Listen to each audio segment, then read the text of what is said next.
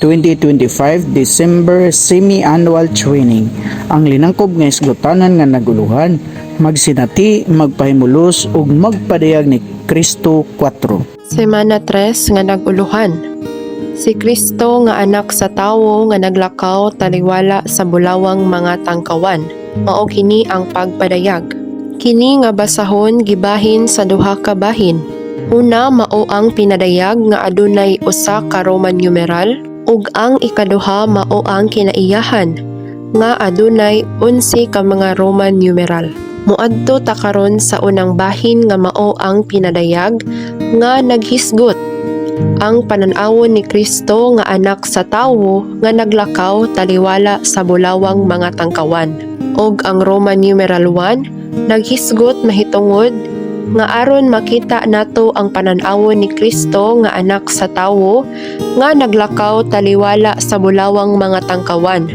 Mahimo gyud tang madaugong mga sinugo sa Ginoo kadtong naa sa atong espiritu diha sa sukaranan sa iglesia, isip mga masigka o malambit sa kasakitan, gingharian ug pagka mainuntuson diha ni Jesus.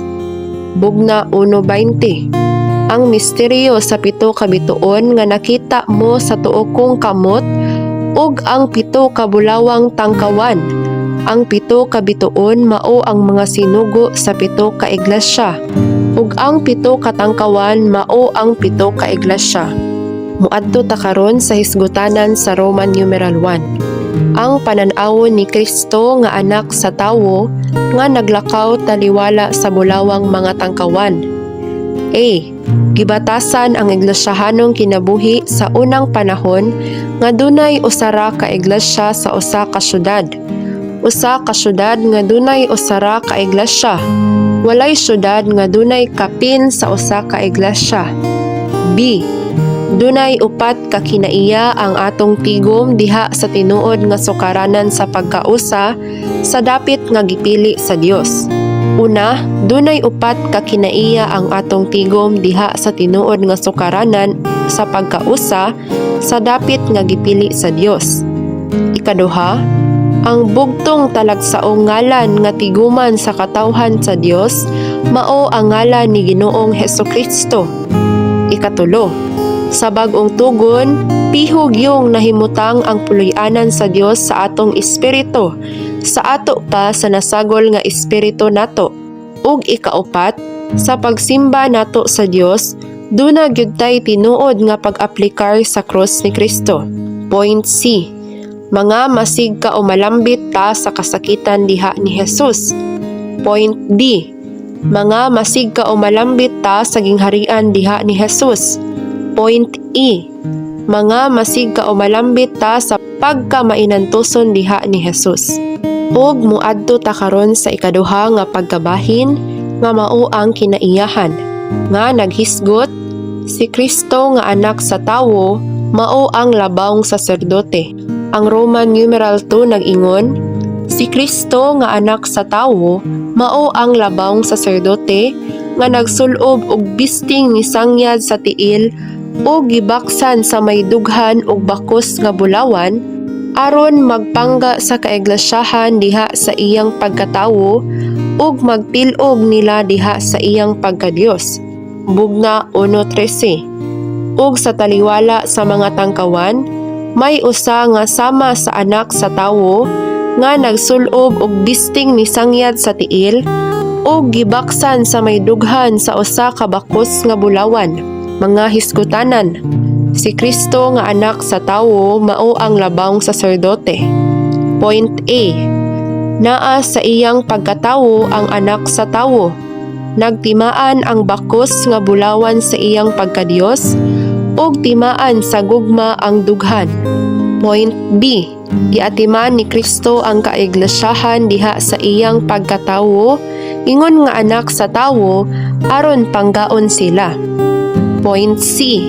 Giatiman ni Kristo ang kaiglesyaahan diha sa iyang pagkadiyos uban sa iyang Diosnong gugma nga gitiman-an sa bakos nga bulawan sa iyang dughan aron tilugan ang kaiglesyaahan. Ug moadto ta sa Roman numeral 3 sa ikaduha nga pagkabahin. nga naghisgot ang ulo ug buhok ni Kristo nga sama kaputi sama sa niebe.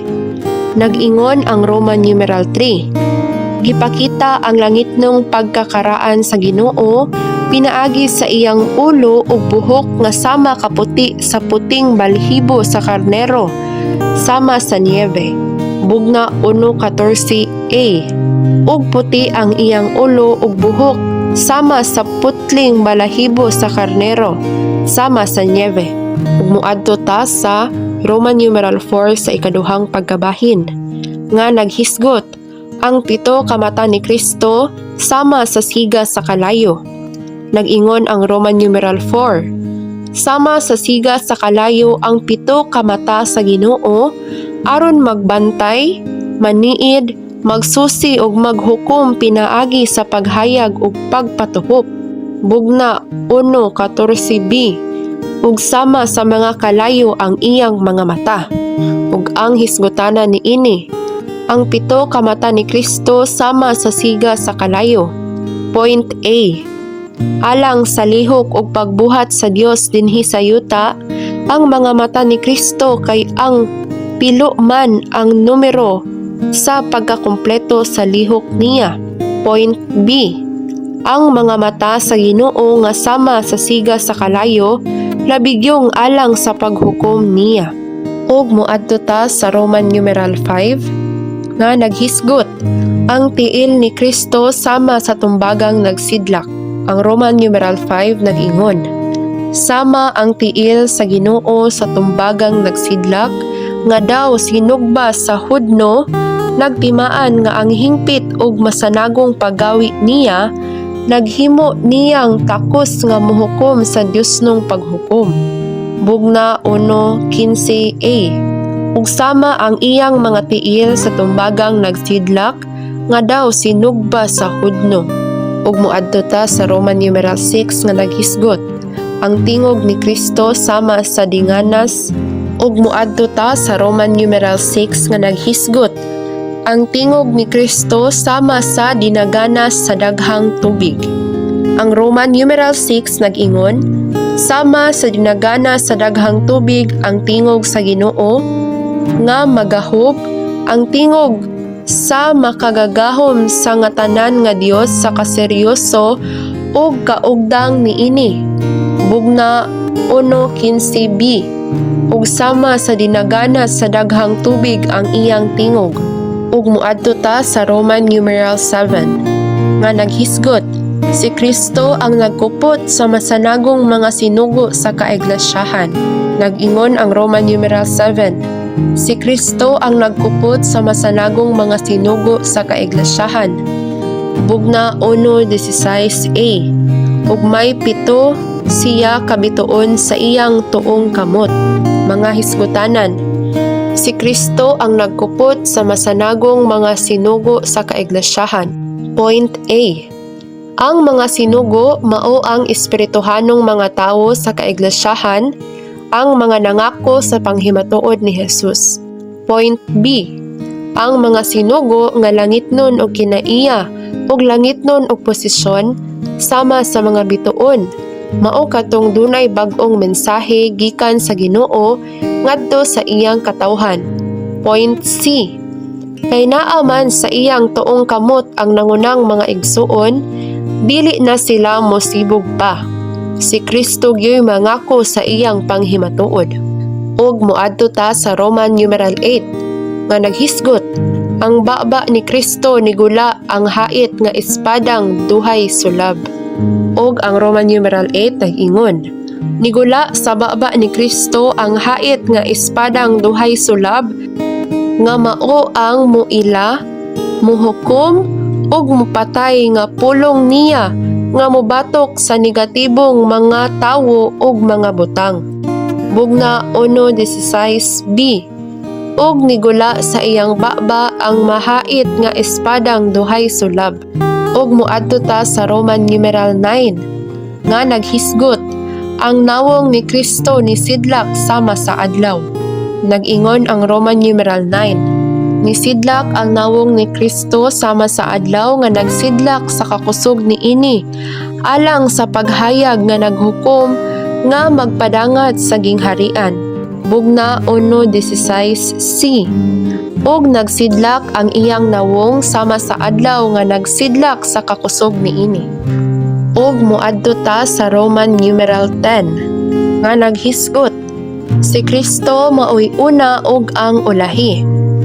Nag-ingon ang Roman numeral 10, si Kristo maoy una og ang ulahi nga nagpasalig nato nga dili gyud niya biyaan ang iyang buhat nga wala mahuman og ang buhi aron mahimong buhi, lunhaw ug kusganon ang kaiglesiyahan nga pagpadayag sa iyang lawas.